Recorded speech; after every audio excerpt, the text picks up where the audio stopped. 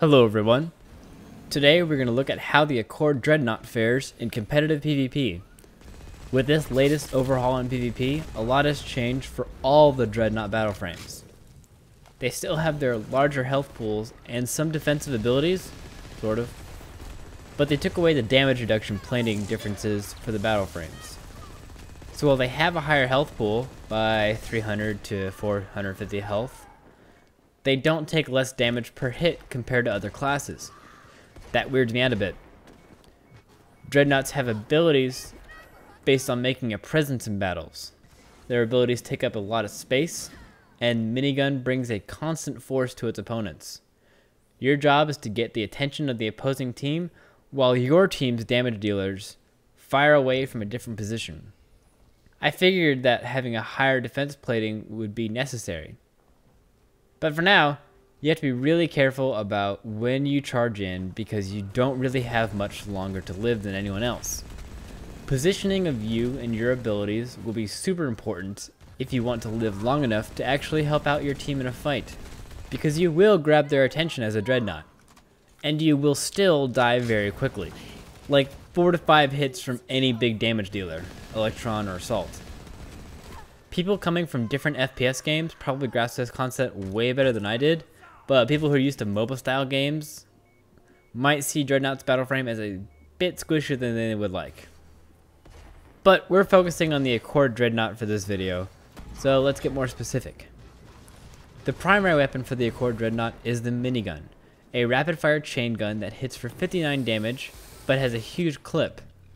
The damage does fall off if you are far away enough, but you shouldn't be firing from that far away with a minigun in the first place. The alternate fire is a small round shield that blocks incoming damage.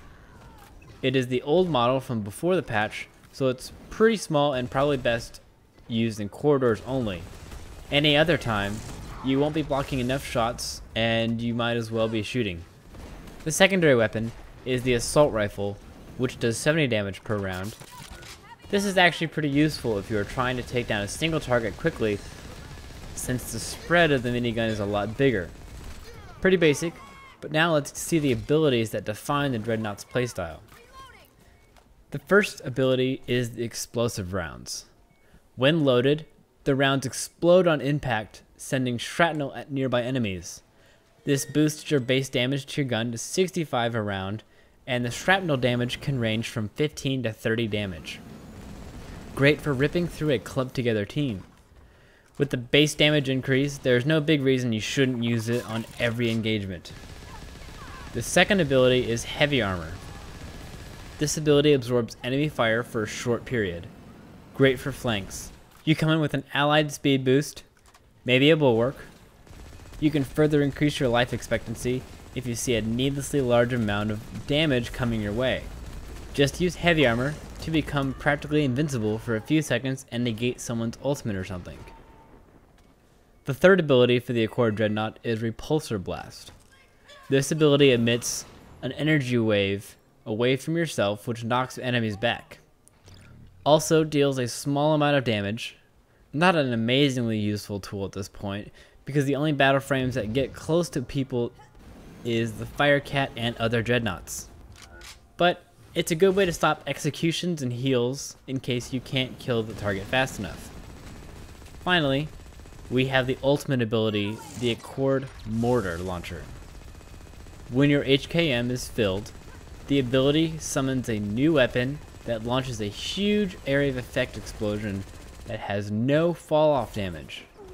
Everyone in the area takes a solid 600 damage. You have this weapon for 10 seconds, so make good use of it, because it can devastate an entire team easily. The Accord Dreadnaught's passive is Resilient Plating. When you fall below 35% health, your health regeneration is increased until your health gets back to 35%. This is a decent last chance to stay alive, but it's not going to be too noticeable unless you're in a situation where you barely get away and need to be ready to get back into the fight quickly. But that about wraps up all I have to say on the Accord Dreadnaught. It is definitely a lot of fun being the center of attention, just don't let all the bullets go to your head. Do I think it can be competitive? Possibly. The Dreadnaught has damage mitigation, AoE shredding, and a devastating ultimate. I could definitely see him being a huge annoyance. Depending on how you look at the other Dreadnaughts, the Accord might help out more in your certain team composition. Either way, I'm still excited to see Accord make a presence in the possibilities. Thank you guys for watching. I hope you enjoyed the video. If you did, feel free to click the like and subscribe buttons below for future content on Firefall, and I'll see you next time.